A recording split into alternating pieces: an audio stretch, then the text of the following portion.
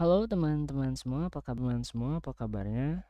Perkenalkan, nama saya Elgarido Maulana. Saya seorang penggemar Python, jadi kurang lebih sudah 1,5 tahun menggunakan Python sebagai bahasa pemrograman, baik untuk proyek pribadi maupun pekerjaan saya. Semoga sharing kali ini bisa bermanfaat untuk kita semua.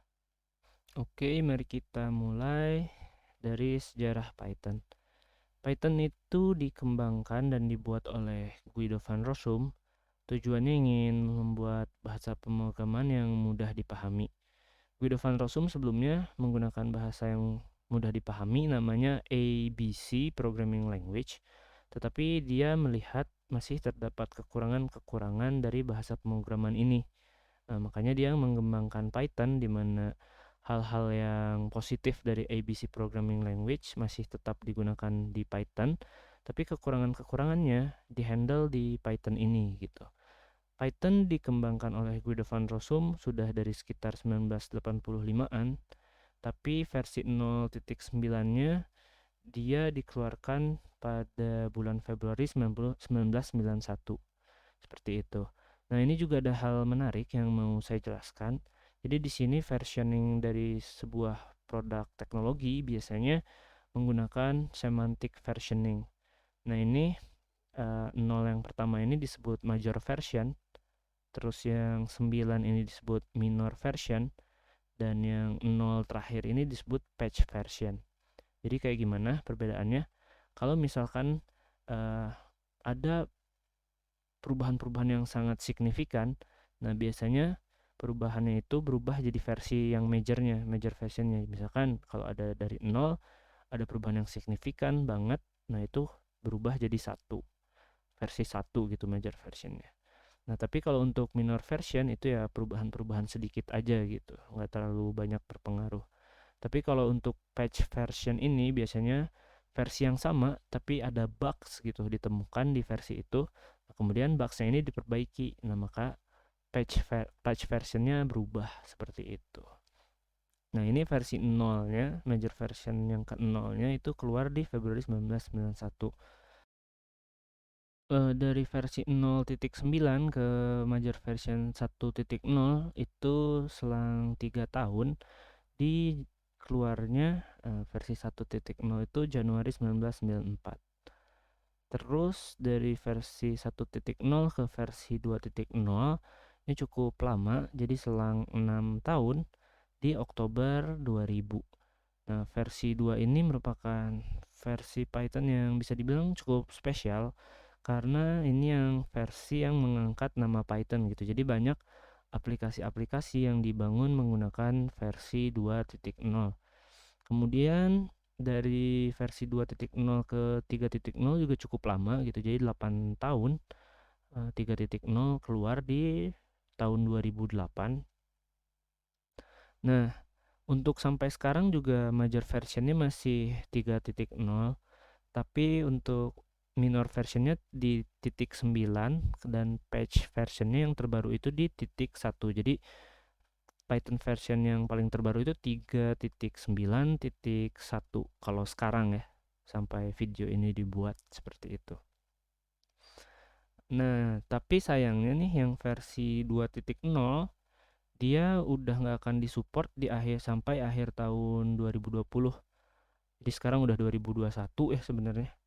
Nah, makanya sebaiknya sih aplikasi-aplikasi yang masih dibangun menggunakan Python versi 2.0 atau pokoknya major version 2, nah itu cepat-cepat pindah ke major version 3 gitu karena ya 2 titik berapa gitu ya versi major version yang 2 udah tidak akan disupport lagi tahun ini.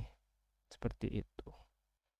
Ada sebuah trivia yang cukup menarik dari Python. Jadi sebenarnya Python yang dimaksud oleh Guido van Rossum bukan merupakan jenis ular, tapi yang dimaksud adalah sebuah grup humor dari Inggris yang namanya grup itu adalah Monty Python. Nah, Monty Python ini grup lawak yang beranggotakan 5 orang laki-laki yang dia memiliki sebuah acara TV di mana Guido van Rossum sebenarnya suka banget tuh nonton acara TV-nya gitu. Nah, tapi logo yang sekarang ada itu ya Python ular dengan warna biru dan kuning gitu ya. Ini cukup lucu lah ya. Dan ini hanya trivia aja sih sebenarnya. Kemudian di sini terdapat filosofi atau dasar pemikiran yang dijadikan sebagai bahan untuk mengembangkan bahasa Python. Disebut dengan Zen of Python yang isinya ada 20 poin, di mana semua poin ini adalah sebagai berikut. Yap, ini semua ada 20 poin dan ada beberapa poin yang cukup menarik. Misalkan pada poin pertama dituliskan bahwa beautiful is better than ugly. Nah, ini maksudnya apa? Ketika kita mengembangkan sebuah aplikasi yang dituliskan dalam bahasa Python, sebaiknya kita menuliskan kode itu serapi yang kita bisa. Ketika kita membuat sebuah kode yang rapi, tentu saja ini akan membuat kita menjadi lebih semangat untuk menuliskan kode-kode selanjutnya. Nah, apabila kita juga menemukan bugs-bugs baru, akan lebih mudah untuk ditemukan lebih cepat ketika codingan kita itu rapih dibandingkan dengan acak-acakan. Proses pencarian bugsnya bakal sangat sulit banget kalau kode sebelumnya itu udah acak. Poin yang akan dibahas selanjutnya adalah poin yang ketiga, yaitu simple is better than complex. Nah, poin itu merupakan poin yang sangat penting dalam penulisan kode bahasa Python, karena Python sebenarnya didesain sedemikian rupa sehingga kita dapat menyelesaikan permasalahan kita dengan secara sederhana. Pemikirannya adalah kenapa kita harus menyelesaikan permasalahan itu dengan jumlah baris yang panjang kalau kita dapat menyelesaikan dalam beberapa baris saja. Tetapi, nah ini juga berhubungan dengan poin yang keempat, di mana complex is better than complicated. Ketika kita sudah berusaha untuk menuliskan kode kita sesederhana mungkin, tapi hasilnya ternyata tetap kompleks karena memang permasalahan yang dihadapi juga kompleks gitu. Nah, ini bisa mungkin kita membuat yang kompleks itu tidak complicated, artinya tetap terorganisir dan terstruktur gitu kode yang kita buat. Poin selanjutnya yang menarik juga adalah poin ketujuh dari Zen of Python, yaitu readability counts. Nah, ini ketika kita sudah membuat sebuah program yang codingannya itu simple dan tidak complicated, minimal. Nah, tetap kita harus memperhatikan satu aspek lagi, yaitu readability-nya, kemudahan codingan kita itu untuk dibaca oleh kita sendiri dan orang lain. Nah, kan sangat sayang sekali gitu, walaupun kode yang kita buat simple, pendek barisnya, tetapi sulit untuk dibaca oleh orang lain. Nah, lebih baik kode yang kita buat itu lebih panjang sedikit, tetapi orang lain lebih mudah untuk membacanya. Nah, karena readability counts gitu. Jadi dasar dari Python itu sebenarnya adalah membuat program yang simple dan sederhana penulisannya dan tidak complicated, tetapi tetap memperhatikan unsur-unsur kemudahannya dalam dibaca oleh kita dan orang lain. Oke, kemudian di sini terdapat sebuah grafik bar chart yang dimana menjelaskan mengenai bahasa-bahasa pemrograman yang paling populer di GitHub pada periode 2012 sampai 2019. Nah, untuk yang orang yang bertanya gitu, GitHub itu sebenarnya apa sih? Nah, GitHub itu merupakan repositori di mana kita bisa menyimpan project-project kita itu di repositori tersebut gitu. Project-project misalkan kita mau buat aplikasi atau mau merancang web gitu. Nah, itu project-project itu bisa kita taruh di repositori GitHub. Nah, GitHub ini merupakan produk open source, jadi semua orang bisa menggunakan GitHub dan menyimpan projectnya di GitHub asalkan mereka punya akunnya gitu. Nah, di sini Python itu berada di urutan kedua untuk bahasa pemrograman terpopuler di GitHub pada periode tersebut. Bisa dilihat di sini berarti ada sekitar 1,8 juta repositori yang dibuat menggunakan bahasa pemrograman Python.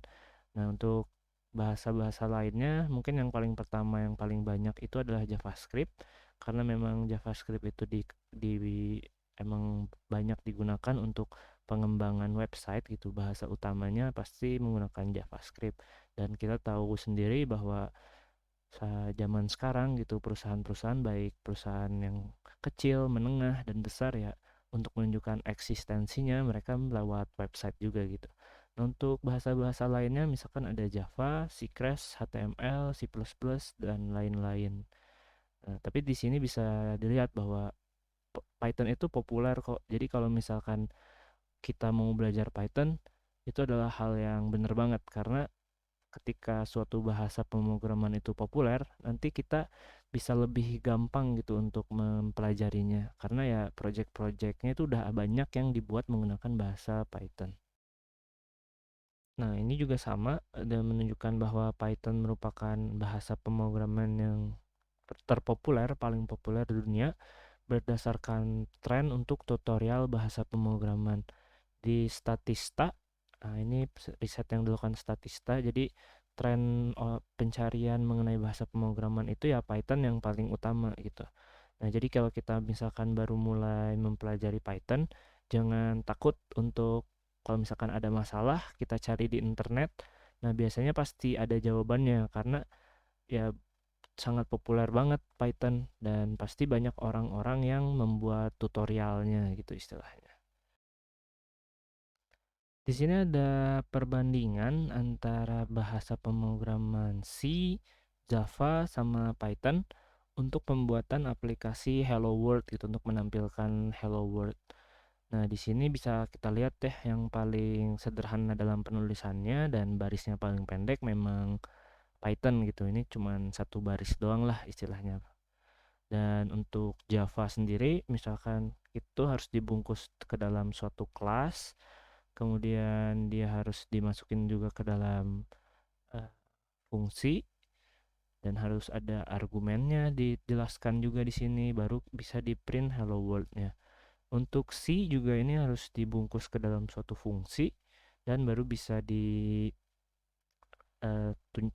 hello world-nya. Nah, di sini juga bisa kita lihat dan semua bahasa C sama Java ini membutuhkan titik koma gitu. Sedangkan Python sendiri nggak perlu. Jadi cukup menuliskan print dalam kurung tanda kutip hello world terus tanda kutip lagi dan kurung tutup seperti itu. Nah, ini bisa dilihat gitu dari sini bahwa memang penulisan Python itu sederhana dan seperti bahasa manusia biasa gitu.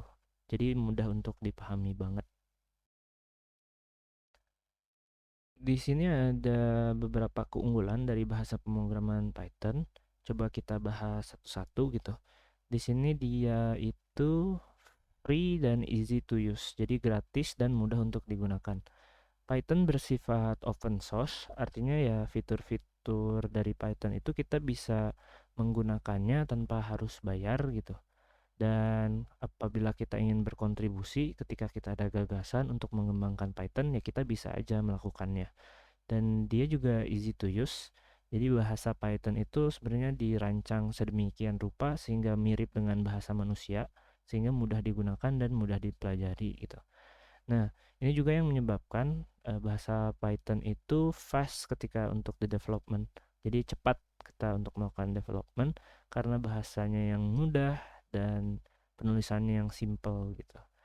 Nah, Python juga easily compatible. Jadi ketika kita menuliskan bahasa pemrograman Python di Windows, misalkan sistem operasinya Windows, terus kita mau pindahin aplikasinya ke dalam Linux atau Mac OS, itu bisa banget tanpa harus ada sedikit pun yang dirubah bahkan gitu. Dan Python juga library-nya sangat kaya sekali. Jadi library itu apa? Jadi itu codingan-codingan yang sebenarnya udah dibangun sama orang-orang lain dan kita bisa tinggal make. Jadi ketika kita membuat sebuah aplikasi, kita nggak harus membangun aplikasi itu dari nol banget. Jadi udah ada orang yang melakukan sebelumnya dan dibungkus ke dalam sebuah library dan kita bisa tinggal pakai gitu. Nah, ini library-library-nya di Python itu sangat kaya banget dan memudahkan kita untuk melakukan pekerjaan-pekerjaan yang kita butuhkan. Kemudian dengan mendevelop sebuah aplikasi menggunakan Python juga bisa kita rancang aplikasi itu lebih sedikit baris kodenya seperti itu karena ya memang dengan kita balik lagi ke filosofi Python ya memang menitik beratkan kesimpelannya itu dan memang untuk readability-nya juga gitu kan kita tahu. Nah, Python juga bersifat object oriented programming, artinya ketika kita menuliskan bahasa Python kita bisa memodularisasi supaya kita nggak dibikin di satu file yang panjang ke bawah, tapi bisa dibagi-bagi ke beberapa modul-modul sehingga aplikasi yang kompleks bisa dibuat menjadi lebih sederhana. Nah, mungkin ini konsep object oriented programming bagi orang-orang yang baru mulai programming sedikit membingungkan, tapi intinya object oriented itu membuat sebuah aplikasi menjadi lebih terstruktur dan mudah di manageable, jadi lebih manageable. Dan Python juga extensible, jadi ketika kita mempunyai sebuah aplikasi dan kita ingin menambahkan fitur baru gitu. Nah, fitur itu dapat dengan mudah kita tambahkan gitu kalau menggunakan Python. Nah, seperti itu untuk keunggulan dari Python, dan ketika ada advantage tentunya ada disadvantage-nya juga. Nah, beberapa orang bilang bahwa Python itu lambat, kemudian tidak memori efisien, terus lemah di dalam mobile computing, sulit untuk mengakses database, dan terdapat runtime errors. Tetapi untuk beberapa hal di sini kekurangan-kekurangannya sebenarnya udah cukup dihandle sih. Misalkan kayak database access sekarang udah banyak, misalkan konektor-konektor yang menggunakan bahasa Python ke SQL, terus ke MongoDB, dan bahkan Graph database juga udah ada gitu konektor-konektornya. Dan ini adalah sebenarnya pekerjaan-pekerjaan yang bisa kita lakukan menggunakan bahasa Python. Jadi di sini misalkan kita mau membuat sebuah aplikasi yang memerlukan graphical user interface, bisa kita lakukan. Terus scientific computing, misalkan pekerjaan-pekerjaan data analis, data scientist, business analyst, atau statistika. Nah, itu bisa dilakukan menggunakan Python. Kemudian Python juga bisa untuk sistem administrasi, image processing, web frameworks, test frameworks, documentation, database, terus multimedia, networking, automation, text processing gitu. Nah, jadi Python itu memang multifungsional bahasanya, nggak cuman spesifik untuk satu pekerjaan aja, tetapi kita bisa melakukan berbagai macam pekerjaan menggunakan Python. Jadi cukup satu bahasa untuk berbagai macam pekerjaan, dan ini sangat memudahkan kita. Ada beberapa perusahaan yang cukup besar itu menggunakan Python di dalam teknologinya untuk membangun aplikasi atau servisnya gitu.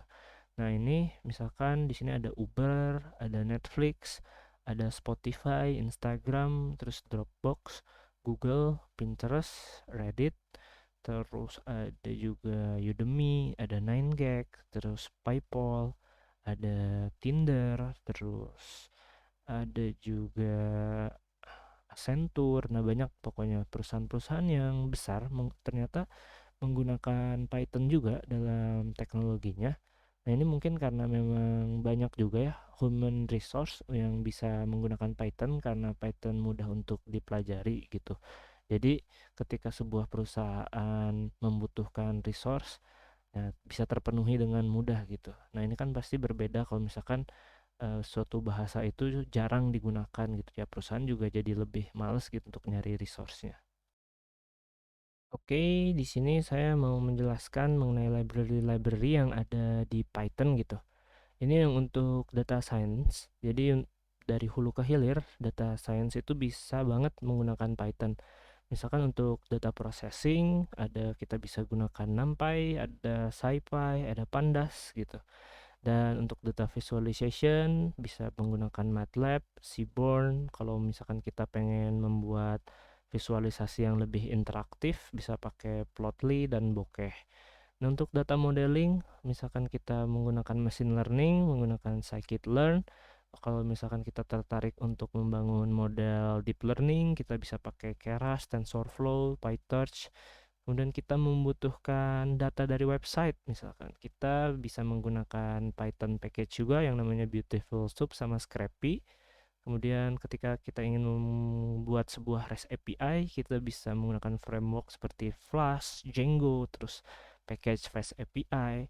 Dan sekarang mungkin lagi ramai juga mengenai big data, dan di Python juga bisa banget kita pakai big data gitu, karena ada package-package yang support untuk big data seperti PySpark, Kafka Python, sama PyDub. Nah, ini tentunya untuk seorang data scientist dari hulu ke hilirnya bisa menggunakan Python aja gitu. Dan ini cukup memberikan kemudahan kepada seorang data scientist. Kemudian ini untuk pengembangan website. Jadi Python juga bisa digunakan untuk pengembangan website. Misalkan di sini yang gambarnya burung ini bisa pakai Falcon, terus Tornado, Django, Pyramid, Flash, terus Turbo Gears, Web2Py, CherryPy, terus Scenic Framework, dan Battle. Nah, ini bebas sih, misalkan kita nggak harus belajar semuanya, cukup satu atau dua framework aja untuk membangun web yang kita gunakan, seperti itu. Kemudian ada juga kalau misalkan kita mau ngebuat sebuah aplikasi yang membutuhkan graphical user interface. Nah, ini library-nya di Python itu ada tkinter, ada pyqt, ada pysite, ada Kivy, ada wxPython. Nah, ini GUI-nya juga udah cross platform semua. Jadi ketika kita mengembangkan di satu operating system, nah udah bisa dipakai juga lah istilahnya langsung di sistem operasi yang lainnya. Oke, terus Python juga bisa digunakan untuk kita mengembangkan sebuah game. Jadi library-nya misalkan ada Pygame, terus ada Pyglad, terus ada RenPy, ada Panda 3D, ada Cocos 2D, dan Python Ogre. Nah, seperti itu. Nah, kemudian tadi kesimpulannya mungkin kita sudah membahas tentang sejarah Python, ada trivianya juga tadi. Kemudian ada filosofinya, Zen of Python yang poinnya ada 20, yang dimana Python itu simple bahasanya tapi tetap harus memperhatikan juga kita untuk mudah dipahami gitu. Dan popularitasnya nggak kalah sama bahasa-bahasa pemrograman lain, bahkan untuk bahasa sebagai bahasa tutorial di internet gitu, Python itu nomor pertama. Dan untuk dengan bahasa pemrograman lain, kesimpulannya dalam sintaks sangat signifikan dibandingkan C program atau Java program gitu. Nah, mungkin memang ada beberapa disadvantage juga dari, ya nggak cuma advantage-nya, mungkin ada disadvantage-nya, tapi beberapa disadvantage udah mulai cukup banyak solusinya gitu.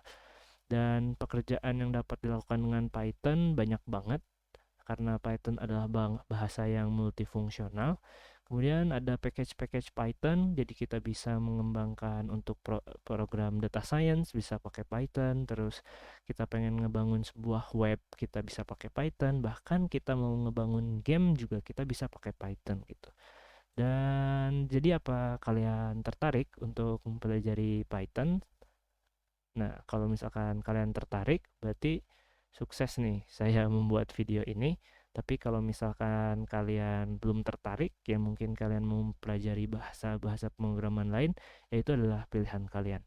Oke, cukup sekian video saya kali ini. Terima kasih, semoga bermanfaat.